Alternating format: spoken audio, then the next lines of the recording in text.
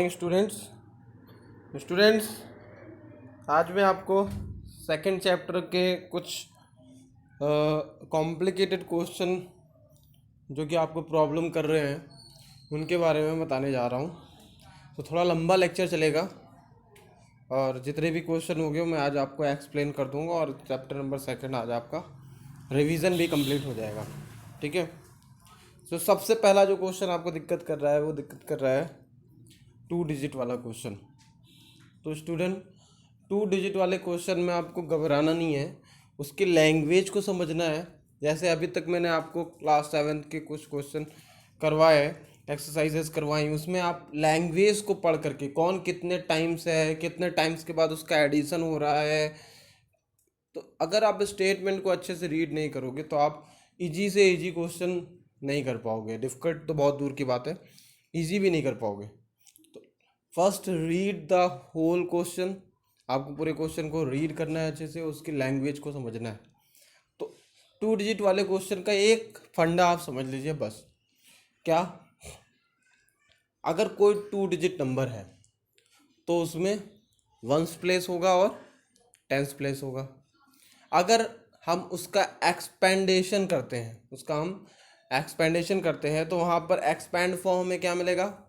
Ones place में तो 1 multiply हो जाएगा और टेंस प्लेस में क्या मल्टीप्लाई हो जाएगा? 10। आपके सामने देखिए एग्जांपल भी दिख रहा है 64 2 डिजिट नंबर है। 2 डिजिट नंबर का मतलब क्या होता है? 2 डिजिट नंबर का मतलब होता है जिसमें 2 डिजिट हो। ठीक है ना। और वो 2 डिजिट 2 नंबर से मिलकर बनी होंगी।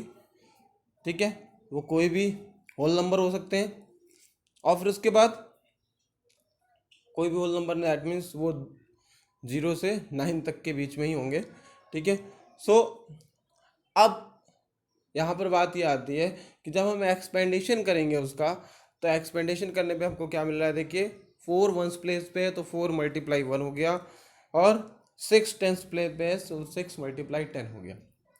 अब जब हम ये करते हैं तो हमें सॉल्व करने पे, इसके एक्सपेंडेशन फॉर्म को सॉल्व करने पे हमें क्या मिल जाता है? वही नंबर मिल जाता है कि नहीं? तो स्टूडेंट्स एक चीज़ सोचिए, अगर हमें डिजिट्स नहीं मालूम है, अगर हमें नहीं मालूम कि टेंस प्लेस पे क्या आ रहा है, वंस प्लेस पे क्या आ रहा है, तो हम लेट तो कर सकते हैं ना कि वंस प्लेस अगर हम लेट कर लेते हैं तो यहाँ पर मुझे बताओ कि वंस प्लेस अगर हमने लेट कर लिया एक्स, तो ये तो मालूम है ना कि वंस प्लेस में 1 मल्टीप्लाई होता है, टेंस प्लेस में 10 मल्टीप्लाई होता है, बट डिजिट नहीं मालूम है ना। तो डिजिट यहाँ 4 की जगह क्या आ जाएगा? एक्स आ जाएगा, क्योंकि हमने वंस प्लेस एक्स लेट कर लिया है। अब क्वेश्चन में कुछ टेंस प्लेस के लिए कुछ स्टेटमेंट दी होगी। क्वेश्चन में टेंस प्लेस के लिए, वंस प्लेस के लिए कुछ स्टेटमेंट दी होगी। उस स्टेटमेंट के अकॉर्डिंग आपका टेंस प्लेस भी आ जाएगा। टेंस प्लेस जो आएगा वो 6 की जगह आ जाएगा और वहाँ पर आप बना दोगे और ये 2 डिजिट नंबर एक बन जाएगा। मान लीजिए क्वेश्चन आपको ले लेते हैं, एक एग्जांपल ले लेते हैं। आपके सामने स्क्रीन पे दिख रहा होगा एग्जांपल, स्क्रीन पे ही देखेंगे सब लोग और कहीं नहीं देखेंगे। The sum of the digits of 2 digit number is 11। ठीक है। तो जो 2 डिजिट नंबर हैं उनमें दोनों ही डिजिट का सम 11 दिया हुआ है। ठीक है। क्या दिया हुआ है? 11। ठीक है। दोनों डिजिट का सम मतलब वंस प्लेस और टेंस प्लेस वाले डिजिट का सम 11 दिया हुआ है। So if we interchange the digits,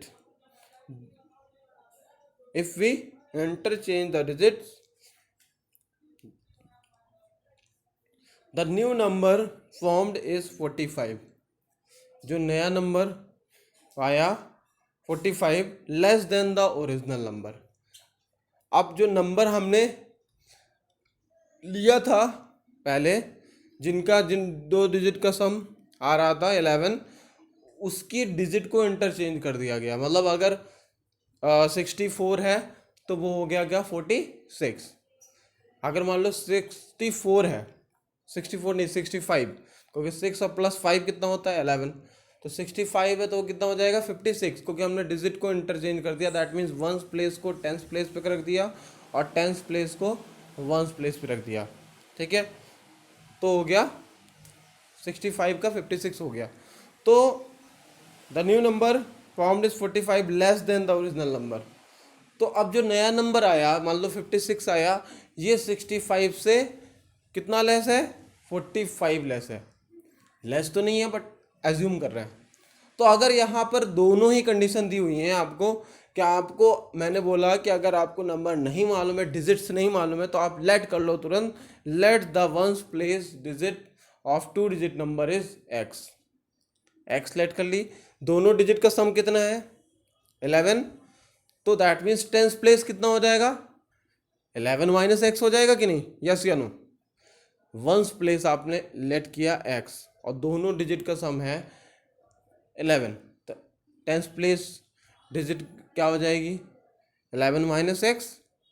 अब नंबर बना लो, आप नंबर बनाने का तरीका एक्सपेंड फॉर्म में वैल्यू रख दो, जहाँ पर वंस प्लेस 4 था उस टाइम पे, वहाँ पर क्या आ जाएगा एक्स मल्टीप्लाई 1, और टेंस प्लेस पे क्या आ जाएगा 11 माइनस एक्स मल्टीप्लाई 10। देखो सामने आपके दिख रहा होगा, स्क्रीन पे देखिए आप, 10 bracket 11 minus x plus x multiply 1, ये बन गया ओरिजिनल नंबर, मतलब जो पहली वाली स्टेटमेंट से नंबर आया। अब इंटरचेंज द डिजिट, क्योंकि लिखा हुआ है जब इंटरचेंज करते हैं तो डिजिट इंटरचेंज होगी स्टूडेंट्स, तो यहाँ पर वंस प्लेस जो एक्स हमने लेट किया वो कहाँ चला जाएगा, टेंस पे चला जाएगा, तो हो जाएगा 10 मल्टीप्लाई एक्स, और प्लस जो टेंस हमने बनाया निकाला 11 माइनस एक्स, वो कहाँ चला जाएगा वंस प्लेस पे, तो 11 माइनस एक्स मल्टीप्लाई 1 हो जाएगा। तो 10 multiply x plus 11 minus x, इसको आप सॉल्व कर लो, लाइक टर्म ऐड सब्ट्रैक्ट हो जाएंगे, तो 10 एक्स माइनस एक्स हो जाएगा 9x प्लस 11। ठीक है, समझ में आ गया होगा इतना। उसके बाद आते हैं नेक्स्ट, इसको सॉल्व करते हैं।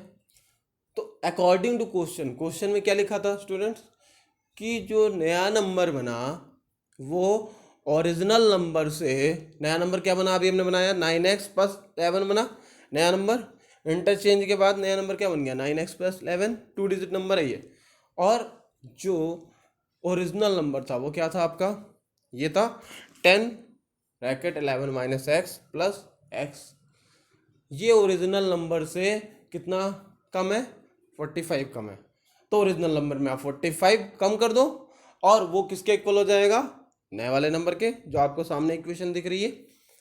समझ में आ गया ना। अब इसको आप सॉल्व कर लो, तो स्टूडेंट ये लीनियर इक्वेशन वन वेरिएबल के तरीके सॉल्व हो जाएगी, सिंपल इक्वेशन जैसे मैंने आपको बताया था। तो सबसे पहले 9x plus 11 is equals to, इसको आप मल्टीप्लाई कर दो ब्रैकेट में, 10 का 11 मल्टीप्लाई करो तो 110 माइनस 10 का x मल्टीप्लाई करो तो 10x प्लस x माइनस 45। तो स्टूडेंट्स यहाँ पर जितने भी कांस्टेंट है आप उनको सॉल्व कर लो, तो 9x प्लस 11 और is equals to 110 minus 45 minus 9x plus, अब ये 9x LHS में आ जाएगा, ट्रांसपोर्ट हो जाएगा तो अपना साइन चेंज कर देगा। अब अपने ही रूल पे आ जाओ आप, वो 7th वाला रूल था उस मेथड से, जिनको नहीं समझ में आ रही ये सब चीज़ें ट्रांसपोर्ट करना, वो उस मेथड से भी कर सकते हैं। ठीक है, so 9x plus 9x is equals to 110 minus 45 minus 11, तो 18x is equals to 45। Variable like term होते हैं और कांस्टेंट के साथ ही ऐड सब्ट्रैक्ट होगा। ठीक है ना, तो 18x is equals 54, x is equals 54 upon 18, तो x इज इक्वल्स टू 3।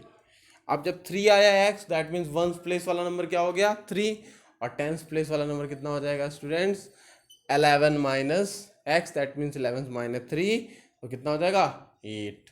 अब चेक कर लो 8 प्लस 3 कितना होता है 11, दोनों डिजिट का सम कितना आ रहा है 11, दैट मीन्स आपका आंसर क्या है करेक्ट है।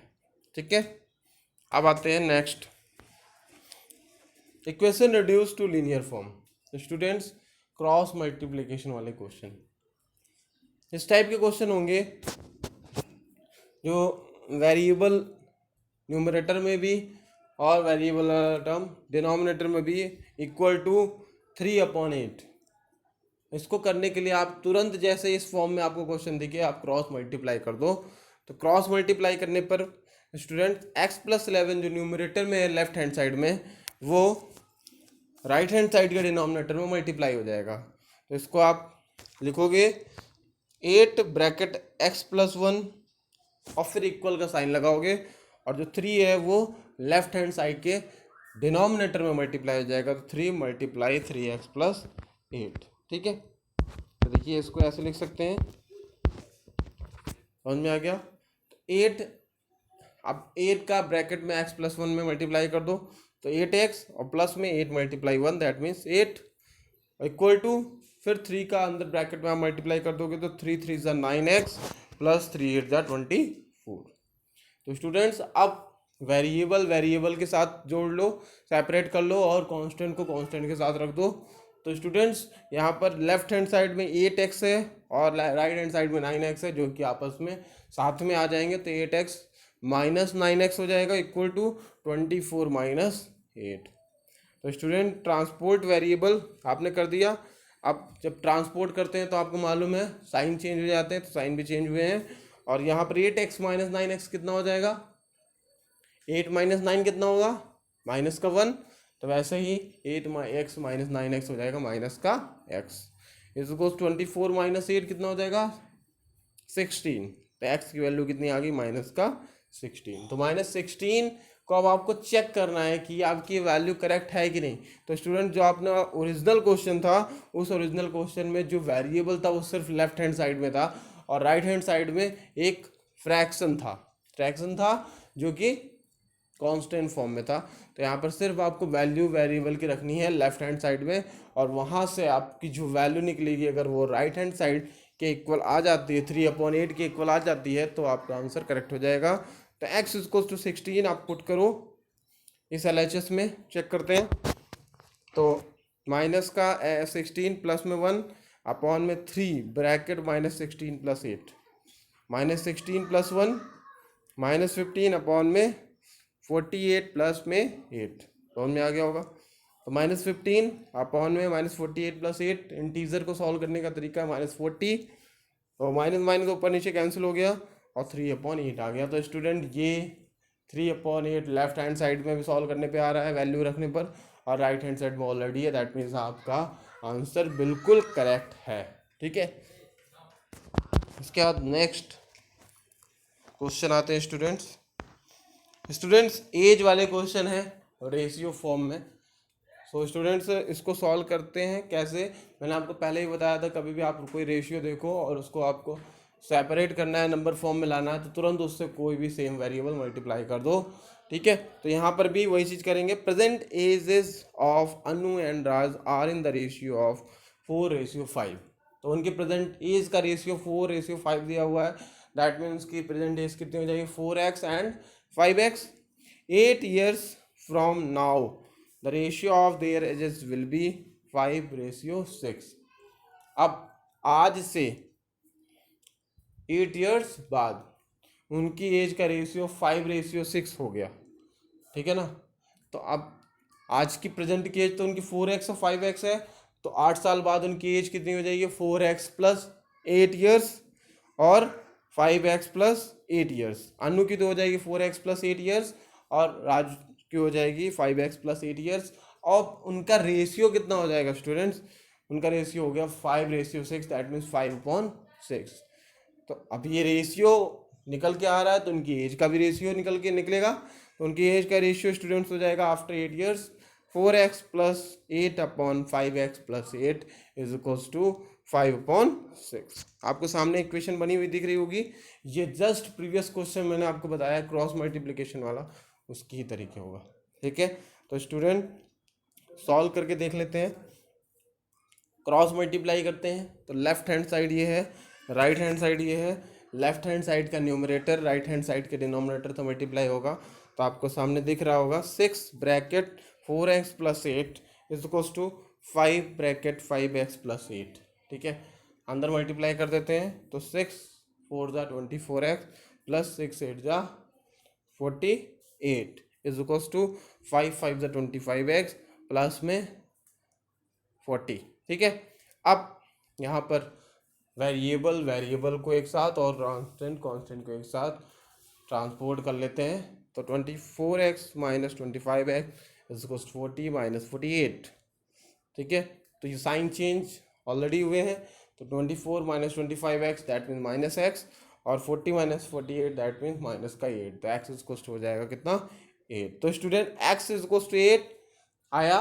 तो यहाँ पर पूछ रहे हैं find the present ages, present age find करनी है। तो 4x तो अनु की थी, तो 4 मल्टीप्लाई 8 कितना हो जाएगा 32 ईयर्स, और उसके बाद 32 ईयर्स अनु की हो जाएगी, और राज की कितनी हो जाएगी 5 मल्टीप्लाई 8 दैट मीन्स 40 ईयर्स। तो दोनों की एज आ गई आपके सामने, और ये क्रॉस मल्टीप्लाई के एग्जांपल थे। तो ये भी एक्सरसाइज 2.6 पूरी की पूरी क्रॉस मल्टीप्लाई पे ही डिपेंड है। तो कुछ क्वेश्चन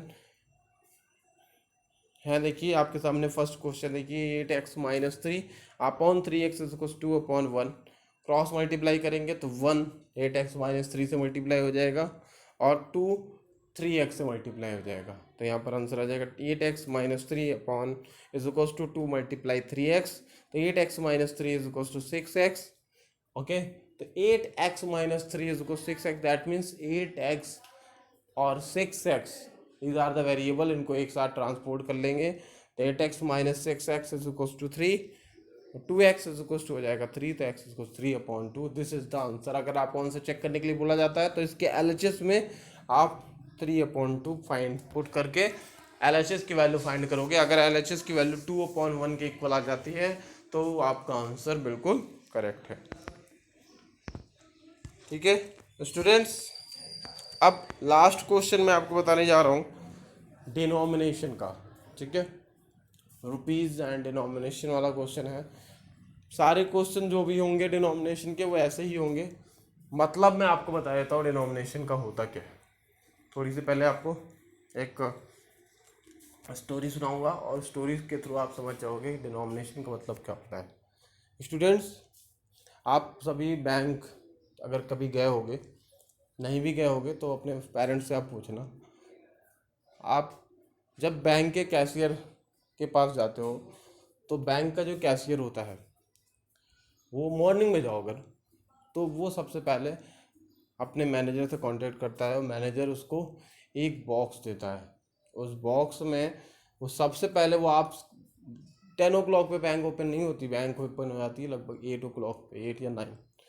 ठीक है, उस टाइम पहले जाता है कि जो कैशियर होता है वो जाता है अपने मैनेजर के पास, वो मैनेजर उसको बॉक्स देता है। उस बॉक्स में होते हैं नोट, और उसकी एंट्री होती है कि इस पर्टिकुलर कैशियर ने कितने रुपीज़ लिए उस मैनेजर से। ठीक है, कितने रुपीज़ उसने लिए। तो उस बॉक्स में पूरे रुपए होते हैं, उस बॉक्स में पूरे रुपए जो वो आपको डिस्ट्रीब्यूट करता है जब आप उससे लेने जाते हो। ठीक है, तो उसमें कुछ रुपए ऐसे तो है नहीं सिर्फ 2000 के ही नोट होंगे, उसमें सिर्फ 500 रुपीज़ के ही नोट होंगे, या फिर उसमें सिर्फ 100 रुपीज़ के ही नोट होंगे। उसमें अलग अलग डिनोमिनेशन के नोट होते हैं। मान लो सपोज दैट कि आप गए, आपने कहा कि मुझे 2520 रुपीज़ दे दो।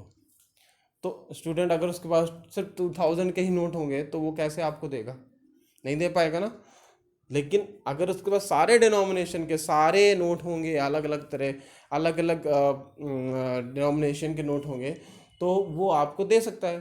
तो स्टूडेंट अगर उसके पास सारे नोट है तो वो आपको कैसे देगा, 2520, 2000 का 1 नोट दे देगा, या फिर 5000 के आपको 500 के 4 नोट दे देगा, और उसके बाद 100 का 4 नोट दे 5 नोट दे देगा, और उसके बाद फिर 20 का 1 नोट दे देगा। तो ऐसे करके उसने डिनोमिनेशन को कंप्लीट किया, और आपका 2520 रुपीज़ कंप्लीट हो गया। कैसे कंप्लीट हुआ, 500 के उसने कितने नोट दिए 4, तो 500 मल्टीप्लाई कितना हुआ 4 दैट मीन्स 2000, और फिर उसने 100 रुपीज़ कितने नोट दिए 5, तो 100 मल्टीप्लाई कितना हुआ 5, कितना हुआ 500, और 20 का उसने कितना नोट दिया 1, 20 मल्टीप्लाई 1 कितना हो गया 20, दैट मीन्स 2520। ये हो गया कि नहीं स्टूडेंट। तो कैसे हुआ, यहाँ पर आपने क्या सीखा, यहाँ पर आपने सीखा कि कोई भी रुपीज़ वो कैसे बन रहा है, आप कैसे बना रहे हो उसको आप बना रहे हो उसके रुपीज़ के डिनोमिनेशन से मल्टीप्लाई करने के बाद अगर आपके पास 1000 रुपीज़ हैं और वो 1000 रुपीज़ सिर्फ और सिर्फ 10 के हैं, 10 रुपीज़ के नोट के हैं, तो आप 10 मल्टीप्लाई क्या करोगे, 100 करोगे। दैट मीन्स 10 रुपीज़ के आपके पास कितने नोट हैं, 100 नोट हैं, तभी तो 1000 रुपीज़ हुए। अगर आपके पास 50 रुपीज़ के ही ओनली नोट हैं तो 1000 रुपीज़ में वो हो रहे हैं टोटल, तो 50 मल्टीप्लाई कितना करोगे, कितना करोगे, 20 करोगे, तभी तो 1000 रुपीज़ हो गया जा करके। तो ऐसे आपका इस क्वेश्चन को आपको सॉल्व करना है कि सबसे पहले आपको उसका टोटल रुपीज़ निकालना है, और टोटल रुपीज़ निकालने के लिए आपको उसके डिनोमिनेशन को लेट करना होगा, या फिर अगर दिया है तो उसमें मल्टीप्लाई करना होगा उन रुपीज़ में, ठीक है ना। तो स्टार्ट करते हैं question. Lakshita is a cashier in a bank, she has currency notes of denomination ₹100, ₹50 and ₹10 respectively. अब उसको भी एक बॉक्स मिला है लक्षिता को, और उसके बॉक्स में 100 रुपीज़ के नोट हैं, 50 रुपीज़ के नोट हैं और 10 रुपीज़ के नोट्स हैं, ठीक है। The ratio of the number of these notes is 2:3:5। अब इनका जो काउंट है, इन नोट का जो काउंट है वो 2:3:5 का काउंट है। तो अब मैंने आपको पहले ही बताया कि जहाँ रेशियो दिया हो तुरंत उसको वेरिएबल से मल्टीप्लाई कर दो। तो यहाँ पर क्या आ जाएगा, जो 100 रुपीज़ का काउंट है वो कितना है, 2x, और 50 रुपीज़ का जो काउंट है वो कितना है, 3x, और 10 रुपीज़ का जो काउंट है वो कितना है, 5x, ठीक है।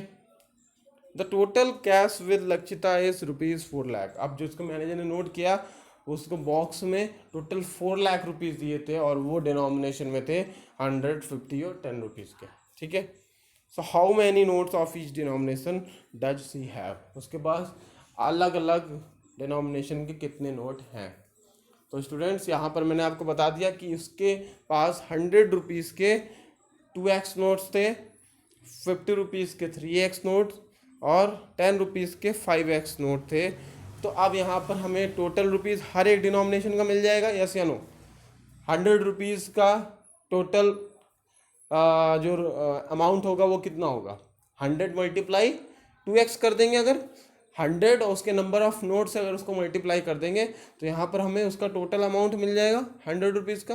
तो 100 मल्टीप्लाई 2x, ये उसका टोटल अमाउंट हो गया।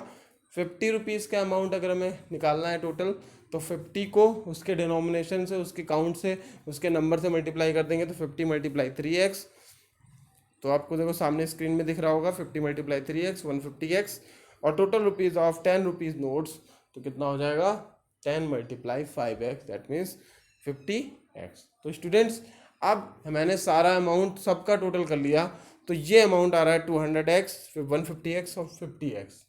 अब स्टूडेंट ये टोटल अमाउंट किसके इक्वल हो जाएगा, 4 लाख के इक्वल हो जाएगा कि नहीं।